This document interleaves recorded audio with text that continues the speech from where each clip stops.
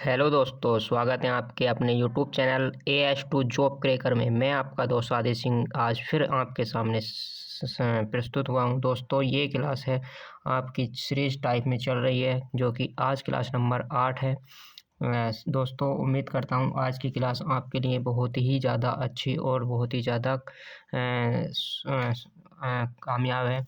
दोस्तों, आज की जो क्लास होगी वो हमारी गौतम बुद्ध जी के संबंधित चैप्टर से होगी। दोस्तों, उम्मीद करता हूँ आप सभी इसको ध्यान से पढ़ेंगे और ध्यान लगा कर ही इसके नोट्स और क्वेश्चन को बनाते रहेंगे। ठीक है दोस्तों, आइए तो शुरुआत करते हैं अपने पहले क्वेश्चन से। पहला क्वेश्चन है दोस्तों, गौतम बुद्ध का जन्म कब हुआ था? तो दोस्तों, गौतम बुद्ध जी का जन्म कब हुआ था? तो दोस्तों, क्वेश्चन नंबर एक का सही ऑप्शन होगा ए 563 ईसा पूर्व। गौतम बुद्ध जी का जन्म 563 ईसा पूर्व में हुआ था। दोस्तों, गौतम बुद्ध जी का जन्म कपिलवस्तु के निकट लुम्बिनी में 563 ईस्वी में हुआ था। इनके पिता शुद्धोधन एक शाक्य गणराज्य के एक प्रधान थे। ठीक है दोस्तों, आइए चलते हैं अगले क्वेश्चन की ओर। क्वेश्चन नंबर 2 कहता है, बुद्ध के जीवन की घटना वह कौन सी घटना थी जो महाविनिष्क्रमण के रूप में जाना जाता है? बुद्ध के जीवन की वह कौन सी घटना थी जो महानिविष्क्रमण के रूप में जाना जाता है? तो दोस्तों, वह जाना जाता है उनकी गृह त्याग की घटना को, यानी कि 2 का सी ऑप्शन। ठीक है, आगे चलते हैं क्वेश्चन नंबर 3 की ओर। क्वेश्चन नंबर 3 कहता है, गौतम बुद्ध की माँ किस वंश से संबंधित थीं? दोस्तों, गौतम बुद्ध की माँ किस वंश से संबंधित थीं? तो दोस्तों, वो संबंधित थीं कोलिय वंश से। किस वंश से? कोलिय वंश से, यानी कि 3 का D option is right option. ठीक है दोस्तों, उम्मीद करता हूँ आपको सारे क्वेश्चन अच्छे लग रहे होंगे और सारे क्वेश्चन आप नोट्स बना के चल रहे होंगे। दोस्तों, इसी प्रकार आप अपना सहयोग देते रहें। अपने जो दोस्त हैं, मित्र हैं, या फिर आपके जो साथीगण जैसे कि भाई बहन या रिश्तेदारी में जो पढ़ रहे हैं, उनसे हमारे चैनल के बारे में बताइए कि वहाँ इस तरह की प्रैक्टिस हो रही है, वहाँ ऐसे पढ़ा रहे हैं और वहाँ अच्छा पढ़ा रहे हैं, अच्छा कंटेंट दे रहे हैं। तो दोस्तों, ज़्यादा से ज़्यादा हमारे चैनल को सब्सक्राइब करें, कमेंट करें और हमारा सहयोग करें। मैं चाहता हूँ कि आपके एक कमेंट, एक लाइक और एक सब्सक्राइब से हम में वह अतुल्य उमंग आती है और उस उमंग के ही सहारे हम आपके सामने ये अच्छे से अच्छा कंटेंट लेकर आ रहे हैं। तो दोस्तों, ये क्वेश्चन सारे के सारे पिछली कई परीक्षाओं में आए हुए हैं और आते ही रहते हैं। यूपी ट्रिपल एससी पैट में भी कई क्वेश्चन पूछे जाते हैं गौतम बुद्ध जी के चैप्टर से। तो उम्मीद करता हूँ आप सभी अच्छी तरीके से इस क्वेश्चन को, इनको सारे क्वेश्चनों को अपनी नोटबुक में लिखते रहेंगे और उनका अध्ययन भी करते रहेंगे। ठीक है दोस्तों, उम्मीद करता हूँ आप ज़रूर मेरे चैनल को सब्सक्राइब भी करेंगे और दोस्तों से सब्सक्राइब भी कराएंगे। ठीक है दोस्तों, लाइक भी करेंगे, कमेंट भी करेंगे। तो दोस्तों, आइए चलते हैं क्वेश्चन नंबर 4 की ओर। क्वेश्चन नंबर 4 कहता है, बुद्ध का जन्म हुआ था, यानी बुद्ध का जन्म, बुद्ध जी जो थे उनका जन्म कहाँ हुआ था? तो ये 4 ऑप्शन दिए गए हैं आपको, वैशाली, लुम्बिनी, कपिलवस्तु या पाटलिपुत्र। तो दोस्तों, सभी को पता है बुद्ध जी का जन्म हुआ था लुम्बिनी, एक लुम्बिनी ग्राम पड़ता है कपिलवस्तु के अंतर्गत। ठीक है दोस्तों, 4 का वी ऑप्शन, यानी कि कपिलवस्तु नाम की एक जैसे जिला मान लो, उसके अंतर्गत एक गांव आता था लुम्बिनी, वहाँ इनका जन्म हुआ था। कितनी सन में हुआ था? 563 ईसा पूर्व में हुआ था। ठीक है दोस्तों, आइए चलते हैं क्वेश्चन नंबर 5 की ओर। 5 कहता है, निम्न में से कौन सा नाम बुद्ध का दूसरा नाम है? दोस्तों, निम्न में से कौन सा नाम बुद्ध का दूसरा नाम है? तो दोस्तों, 4-5 ऑप्शन दिए गए हैं ये, इनमें से बताइए कौन सा। आप भी लगाते रहे, आप भी कुछ सहयोग करें, आप भी अपने आप को देखें कि हाँ, मैं कितना याद है कितना नहीं। और आगे तो मैं प्रैक्टिस करा रहा हूँ, आप भी लगाया करो अपनी कॉपी में और मैं भी बाद में उसको सही से आप मार्किंग कर लिया करो। ठीक है दोस्तों, तो बताएंगे आप बुद्ध जी का दूसरा नाम क्या था? तो दोस्तों, पार्थ, प्रछन्न, मिहि, गुंडाकेश, ये नाम तो इनके थे नहीं, इनको सिद्धार्थ नाम से भी जाना जाता था। तो इनमें से E option is right option. ठीक है दोस्तों, 5 का ई, इनको सिद्धार्थ नाम से भी जाना जाता था। ठीक है दोस्तों, जो इनके पिताजी ने सबसे पहले नाम लिखा था वो सिद्धार्थ ही रखा था। ठीक है दोस्तों, आइए चलते हैं क्वेश्चन नंबर 6 की ओर। 6 कहता है निम्नलिखित में से किस राजा के एक अभिलेख से सूचना मिलती है कि शाक्य मुनि बुद्ध का जन्म लुम्बिनी में हुआ था। दोस्तों, क्वेश्चन कहता है ऐसा कौन सा राजा है जिसके अभिलेख से यह सूचना मिलती है कि शाक्य मुनि बुद्ध जी जो थे उनका जन्म लुम्बिनी में हुआ था। ऐसा कौन सा राजा का अपना अभिलेख हुआ है जिससे इनके जन्म और स्थान की दोनों की जानकारी मिलती है। तो दोस्तों, तो ये 4 ऑप्शन आपके सामने दिए गए हैं। अशोक हैं, कनिष्क हैं, हर्षवर्धन हर्ष हैं, धर्मपाल हैं। तो दोस्तों, वो हुए हैं अशोक। अशोक के अभिलेख से ये सूचना हमें मिलती है। ठीक है दोस्तों, आइए चलते हैं 6 क्वेश्चन का A option is right option. आइए चलते हैं क्वेश्चन नंबर 7 की ओर। क्वेश्चन नंबर 7 कहता है महात्मा बुद्ध का परिनिर्वाण कहाँ हुआ था। महात्मा बुद्ध जी का परिनिर्वाण कहाँ हुआ था, महापरिनिर्वाण कहाँ हुआ था महात्मा बुद्ध जी का, तो बताइए कहाँ हुआ था दोस्तों। तो दोस्तों, वो हुआ था आपका कुशीनगर में, कुशीनगर में, यानी 7 का C option is right option. ठीक है दोस्तों, महात्मा जी का परिनिर्वाण कुशीनगर में हुआ था। दोस्तों, कुशीनगर एक अपने आप में बहुत ही प्रसिद्ध जगह है। ठीक है दोस्तों, तो 7 का C option is right option. ठीक है दोस्तों, इनका जो परिनिर्वाण हुआ था वो कैसे हुआ था वो मैं आपको बता देता हूँ। बौद्ध धर्म का प्रचार करने के लिए ये मल्लों की राजधानी पावा पहुँचे थे। ठीक है दोस्तों, जहाँ वे चुंद नामक लुहार की अमरवाटिका में ठहरे हुए थे। उसने बुद्ध जी को शूकर मद खाने को दिया। एक चीज़ होती है खाने की, वो शूकर मद, वो इन्हें खाने के लिए दे दिया। उसके खाने से इनको रक्ततिसार हो गया और भयानक पीड़ा उत्पन्न हुई।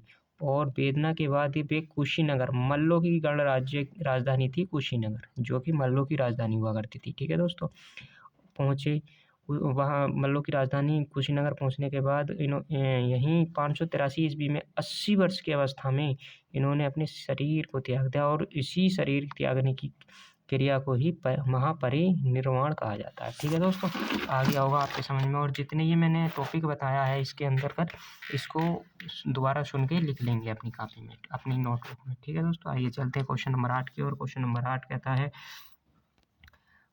8 कहता है गौतम बुद्ध ने किस स्थान पर निर्वाण प्राप्त किया था। देखिए, वही क्वेश्चन फिर वही आ गया।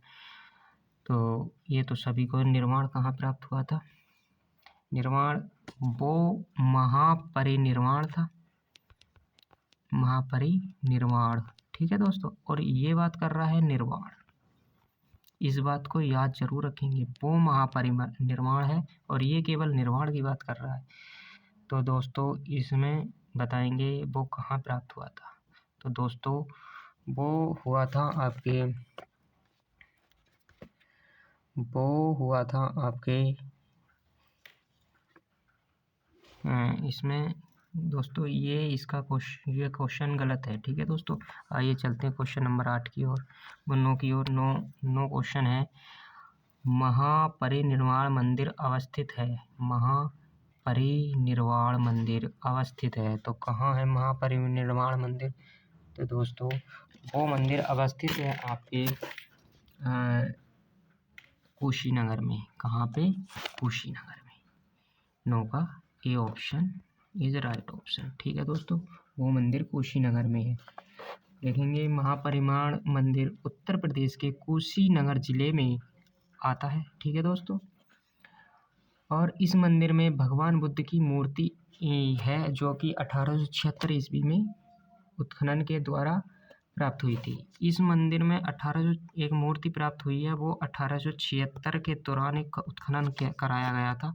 उस उत्खनन के दौरान इस मूर्ति को पाया गया। ठीक है दोस्तों, महापरिनिर्वाण मंदिर विश्व में बौद्ध धर्म के सबसे पवित्र मंदिरों में से एक माना जाता है। ठीक है दोस्तों, ये विश्व के सबसे पवित्र मंदिरों में से एक माना जाता है। ठीक है, आइए चलते हैं क्वेश्चन नंबर 10 की ओर। क्वेश्चन नंबर 10 कहता है, बुद्ध द्वारा रूपांतरित निम्न व्यक्तियों में से सबसे अंतिम व्यक्ति कौन था? यानी कि बुद्ध ने जो जिनको शिक्षा के द्वारा उनके चरित्र को चेंज किया था, मतलब कुछ करते कुछ थे, फिर उसके बाद में उनकी वचनों को सुन के अपना कार्य रूप अलग से धारण कर लिया था। तो वो कौन ऐसा व्यक्ति था जिसने सबसे बाद में अपना कार्य रूप धारण किया था? तो दोस्तों वो था सुबुद्ध। 10 का सुबुद्ध, यानी कि 10 का D option is right option. ठीक है दोस्तों, आइए चलते हैं क्वेश्चन नंबर 11 की ओर। क्वेश्चन नंबर 11 कहता है, बुद्ध ने अपने जीवन की अंतिम वर्षा ऋतु कहाँ बिताई थी? 11 क्वेश्चन कहता है, बुद्ध जी ने अपने जीवन की अंतिम वर्षा ऋतु कहाँ बिताई थी? तो दोस्तों कहाँ बिताई थी? तो वो बिताई थी वैशाली में। ठीक है दोस्तों, 11 का वी ऑप्शन वैशाली।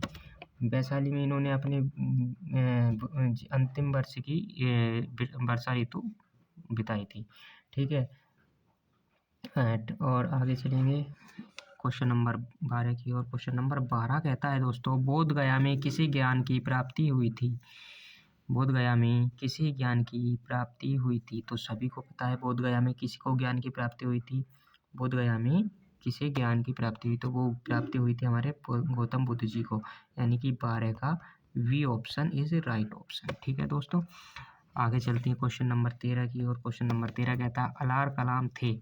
दोस्तों अलार कलाम थे, अलार कलाम थे, अलार कलाम गौतम बुद्ध के क्या थे? तो दोस्तों गौतम बुद्ध के एक गुरु थे अलार कलाम जी। ठीक है, अलार कलाम जी एक गौतम बुद्ध के गुरु थे। ठीक है दोस्तों, आगे चलते हैं 13 का D option is right option. ठीक है दोस्तों, आइए आगे चलते हैं क्वेश्चन नंबर 14 की ओर। 14 कहता है, महात्मा बुद्ध ने अपना पहला धर्म चक्र परिवर्तन किस स्थान पे दिया? धर्म चक्र बहुत इंपॉर्टेंट वर्ड है ये, धर्म चक्र परिवर्तन। इसी का उपनाम होगा उपदेश, उपदेश देना, उपदेश देना। ठीक है दोस्तों, इसी का उपनाम होगा उपदेश देना। यानी कि गौतम बुद्ध ने पहला उपदेश जो दिया था वो कहाँ दिया था? 14 का आंसर सही से बताएंगे दोस्तों, पढ़ा भी होगा आपने, उम्मीद करता हूँ सभी ने पढ़ा होगा। तो दोस्तों वो दिया था B option is right option, Sarnath में। गौतम बुद्ध जी ने अपना पहला धर्म चक्र परिवर्तन हम सारनाथ में दिया था, यानी 14 का B option is right option. ठीक है दोस्तों, आइए चलते हैं क्वेश्चन नंबर 15 की ओर। 15 बहुत ही इम्पोर्टेंट क्वेश्चन है, उम्मीद करता हूँ आपको ये क्लास ज़रूर बहुत ही ज़्यादा अच्छी लग रही होगी और क्वेश्चन भी सारे के सारे आप लिख रहे होंगे दोस्तों। ऐसे क्वेश्चन बार बार मैं लेता आता रहूँगा। ये तो एक सीरीज चल रही है लगातार, जब तक सीरीज चलेगी हिस्ट्री की बुक हिस्ट्री की पूरी ही सीरीज कराऊँगा मैं। अभी तो आपका संविधान भी होना है, आपका ज्योग्राफी दोस्तों, उसकी कुछ PDF बननी रह गई हैं, बाकी जैसे ही बन जाएंगी मैं शुरुआत करा दूँगा। ठीक है दोस्तों, आइए 15 क्वेश्चन को देखते हैं। धर्म चक्र परिवर्तन किया गया था, यानी कि धर्म चक्र परिवर्तन कहाँ से शुरू किया गया था? कहने का मतलब ये है, तो वो अभी मैंने आपको बताया, तो वो किया गया था हमारा सारनाथ से। 15 का सी ऑप्शन, कहाँ से किया गया था? सारनाथ से। गौतम बुद्ध जी ने पहला आपका जो धर्म चक्र परिवर्तन किया था वो सारनाथ में किया था। ठीक है दोस्तों ये तो हमारी आज 8वीं क्लास कंप्लीट हो गई है, और उम्मीद करता हूँ आपको अच्छी भी लगी होगी दोस्तों। आपसे विनम्र निवेदन है कि मेरी जो हम पढ़ा रहे हैं, ये क्लास चल रही है, इसको ज़्यादा से ज़्यादा लाइक करें, शेयर करें और अपने आस पड़ोस के दोस्तों से, मित्रों से ज़्यादा से ज़्यादा सब्सक्राइब कराएं। दोस्तों उम्मीद करता हूँ यथावत आप पढ़ भी रहे होंगे और सभी लगातार अपनी कोशिशें जारी करेंगे। तो दोस्तों ठीक है, मिलते हैं अपनी अगली क्लास में जल्दी से जल्दी। तो पढ़ते रहिए, बस। जय हिंद, जय भारत।